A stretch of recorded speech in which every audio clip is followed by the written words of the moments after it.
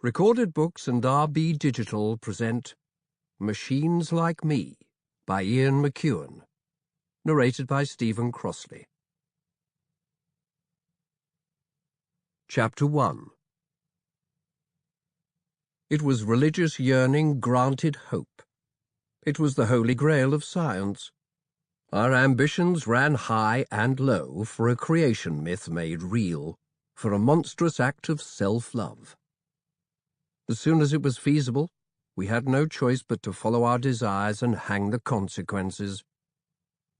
In loftiest terms, we aimed to escape our mortality, confront or even replace the Godhead with a perfect self.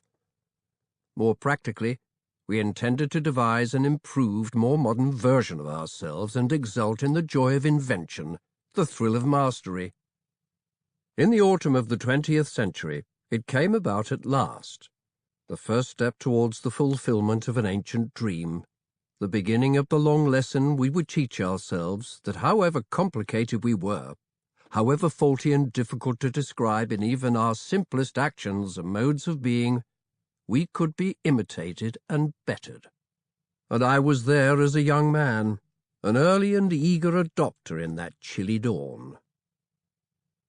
But artificial humans were a cliché long before they arrived.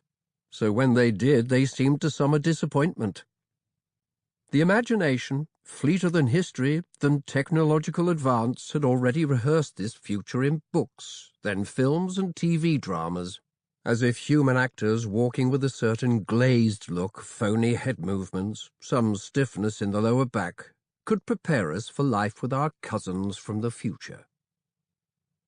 I was among the optimists, blessed by unexpected funds following my mother's death and the sale of the family home, which turned out to be on a valuable development site.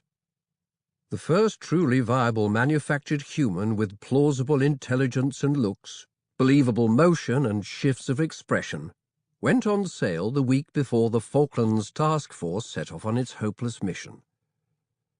Adam cost £86,000. I brought him home in a hired van to my unpleasant flat in North Clapham.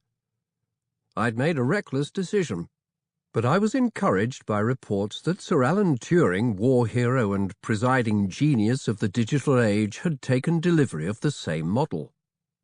He probably wanted to have his lab take it apart to examine its workings fully.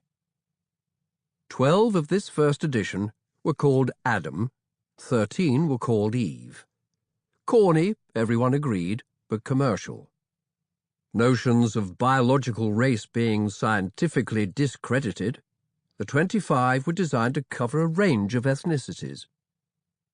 There were rumours, then complaints that the Arab could not be told apart from the Jew. Random programming as well as life experience would grant to all complete latitude in sexual preference.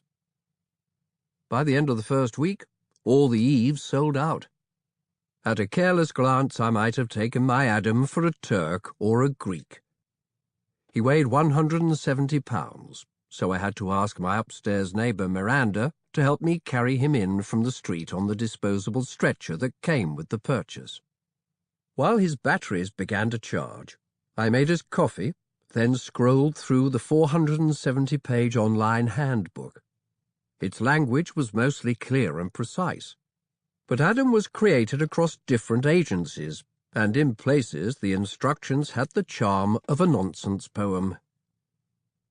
Unreveal upside of B347K vest to gain carefree emoticon with motherboard output to attenuate mood swing penumbra.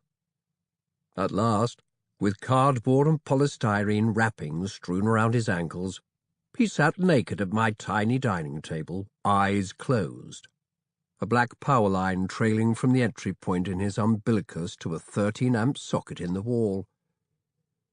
It would take 16 hours to fire him up. Then sessions of download updates and personal preferences.